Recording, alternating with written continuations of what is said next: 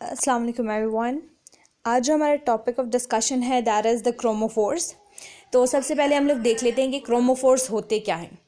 Chromophores जो हैं basically ये कोवेलेंटली बॉन्डेड मोइटीज़ होती हैं जो कि अटैच्ड होती हैं to any kind of compound, ठीक है, और they are responsible for the absorption of UV visible radiations. अब अगर यहाँ पर बात की जाए कि मोइटीज़ क्या होती हैं, तो मोइटीज़ की अगर जो बेसिक डेफिनेशन देखी जाए तो किसी भी कंपाउंड का या मॉलिक्यूल का एक स्पेसिफिक पार्ट, एक स्ट्रक्चरल यूनिट जो कि उसका पार्ट हो, उसे मोइटी कहा जाता है। तो ये ऐसी मोइटीज़ हैं, ऐसे मतलब अटैचमेंट्स हैं जो कि कोवेलेंटली बॉन्डेड होते हैं, यानी ये कि यहाँ पर उनके साथ केमिकल इंटरेक्शन शो करें एक कंपाउंड के साथ, ठीक है।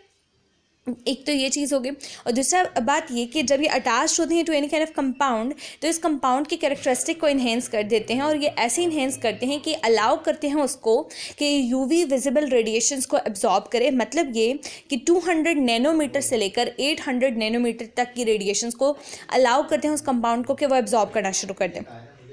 फिर सेकंड पॉइंट आप यहाँ पे देख सकते हैं कि ये जो मॉलिक्यूल्स होते हैं या रिस्पॉन्सिबल होते हैं कि ये जो है जो मेन मॉलिक्यूल जिसके साथ ये अटैच हैं उसको अलाउ करें कि वो कुछ कलर शो करे, ग्रीन कलर, रेड, क्योंकि विजिबल रेडिएशंस का भी यहाँ पर हमारे पास थोड़े सामने डिस्कशन की है। मतलब विजिबल रेडिएशंस भी ये एब्जॉर्ब कर सकते हैं, तो ये क्या करते हैं कि कलर्स इम्पार्ट करते हैं और कलर शो हो सकते हैं यहाँ पर हमें।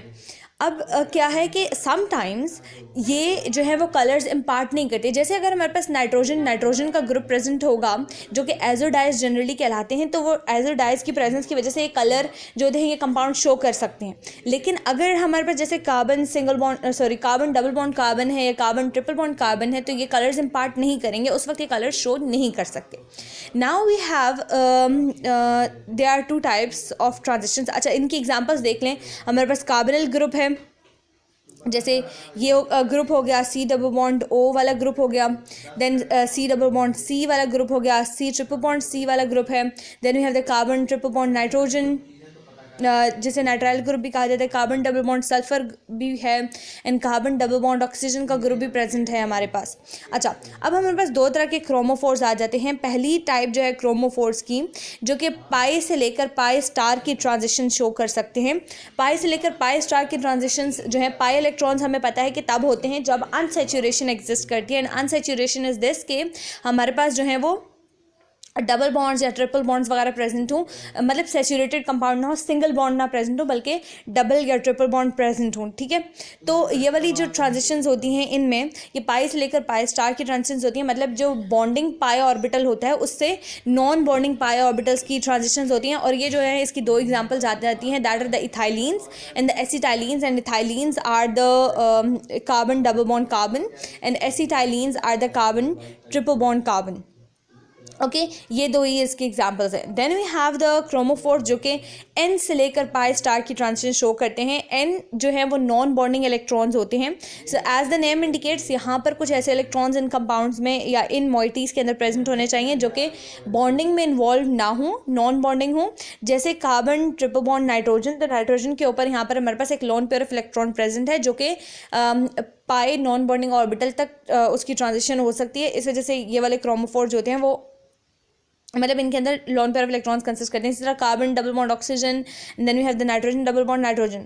अच्छा, अब अगर हम लोग क्रोमोफोर्स के कुछ इंपॉर्टेंट कैरेक्टरिस्टिक्स देख लें, तो वो अल्कीन्स मतलब कार्बन डबल बॉन्ड कार्बन वाले कंपाउंड्स जो कि नॉन कंजुगेटेड सिस्टम कंसिस्ट करते हों, उनके अंदर जो हमारे पास लेमडा मैक्सिमम की वैल्यू आती है, मतलब जो वेवलेंथ वो एब्जॉर्ब कर सकते हैं, वो बिलो 200 नैनोमीटर होती है।